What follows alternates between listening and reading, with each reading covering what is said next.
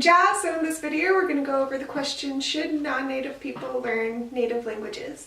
I wanted to start out this video with a disclaimer. This is my own opinion. If you ask this to any other Indigenous person, their answers probably will vary. So my short answer to this question is yes, I feel like non-native people should learn native languages.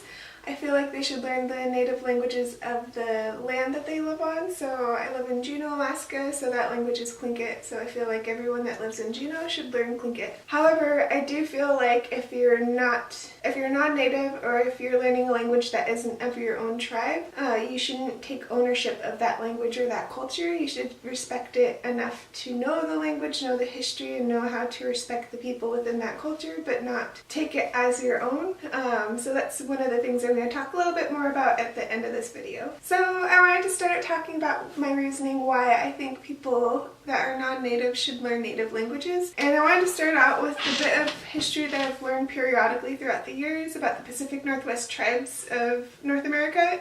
So it's in Canada and the US, and I think it starts from Southeast Alaska and then ends somewhere in like the northern part of Oregon, where the Pacific Northwest people were located. So in the Pacific Northwest, there's a lot of trade routes where people traded resources that were hard to get or impossible to get in their own regions. And all those tribes and groups of people had different languages, very drastically different. There's all sorts of different language families that are along the coast of the Pacific Northwest, so it makes sense that many of those tribes were multilingual. They knew each other's languages. The more languages you knew, the higher class you were. And then the opposite was true. The least amount of languages you know, the lower class you were. And then chances are you use mostly the Chinook jargon with people to trade. And this Chinook jargon, from what I understand and what I've heard people say, is it was kind of looked down on if you couldn't speak in someone's language. It was kind of like, oh, okay, I guess we can use this language kind of thing. That's what I understand that was. So in this Pacific Northwest region, I feel like it would be appropriate to learn your neighbors and your family and your friends' language if they're not of your tribe. If you're non-native, I feel like a lot of non-native people probably did learn the native languages of the people in the Pacific Northwest when they first came here after contact. So that's a little bit of a history of that. I don't have any resources on that. It's just from what I remember and what I've learned throughout the years. I might do a video more in depth about the Pacific Northwest and how people interacted with multilingual cultures. So that first reason wasn't so much directed at non-native people. It was more directed at native people to learn each other's languages.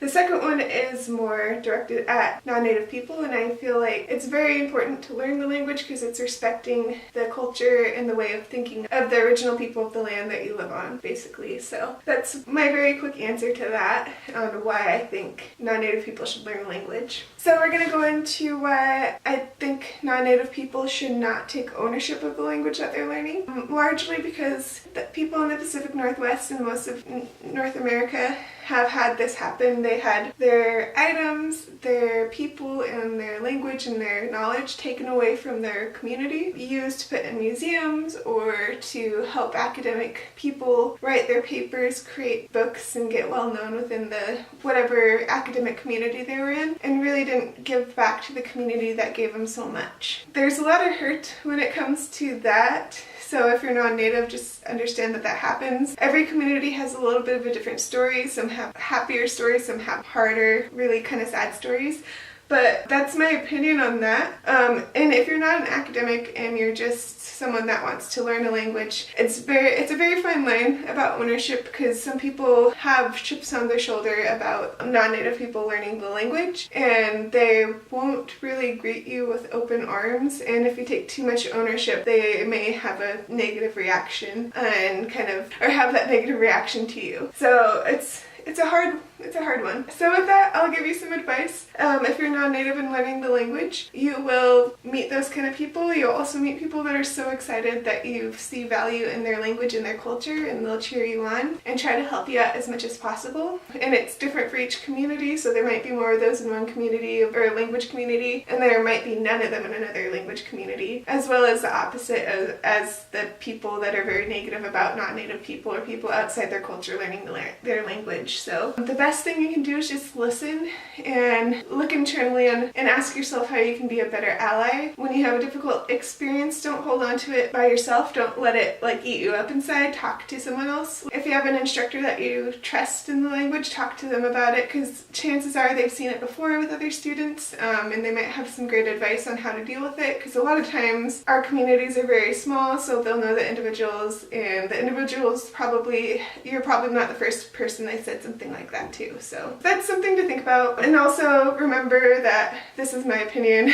Each community is different, each language is different, each culture is different. So there may be cultures out there that only the people that are within that culture can speak the language, and maybe historically they did not let anyone other than that in their culture use the language. So I'm pretty sure my language wasn't like that, since most of the Pacific Northwest cultures knew each other's languages. And that's something to think about. So anyways, if you think differently than me, please comment that down below. If you think I forgot anything, if you think I was completely wrong, I would love to read what you say. And then also, if you have more advice for non-native people to go about learning the language, that would be awesome. Because we do need as many people learning the languages as possible, so we have more people to talk to in the language. If you like my videos, please like and subscribe and comment. And then also I'm putting out videos every Tuesdays and Sundays. I think that's about it. However, for watching.